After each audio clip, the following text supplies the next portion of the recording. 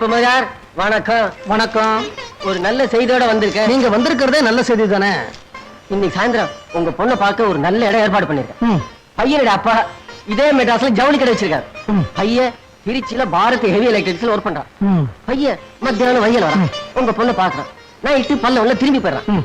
அப்பா மெட்ராஸ், பையன் திருச்சி. அப்ப கல்யாணமான பொண்ணு எங்க இருக்கணும்? மெட்ராஸ்லயா, திருச்சியிலயா, இல்ல நடுவுல உளுந்தூர் பேட்டலையா? இந்த விளையாட்டெல்லாம் அப்புறம் வச்சுங்க. முதல்ல ஆக வேண்டிய வேலையை கவனிங்க. வரட்டா? கோதாவரி, கோதாவரி, தரகர் வந்தாரு. சரோஜினிய பொண்ணு பாக்குறதுக்கு இன்னைக்கு சாயந்தரம் ஒரு கூட்டம் வரதான். நல்ல வசதியான இடமா, அதனால பலகாரம் எல்லாம் நல்லபடியா தயார் பண்ணணும். இந்த ரசகுல்லா இல்ல ரசகுல்லா, அத கையில எடுத்தா எப்படி ஜீரா டக்கு டக்கு டக்கு டக்குன்னு சுட்டுமோ, அதே மாதிரி நீ பண்ண போற கேசரியில நெய் டக்கு டக்கு டக்கு டக்குன்னு சுட்டணும். அப்புறம் இந்த பாசியில கால வச்சா எப்படி கைன்னு வழுக்குமோ, அதே மாதிரி அந்த கேசரிய வாயில வச்சா கைன்னு வழுக்கிட்டு போய் குடல்ல தான் விழணும்.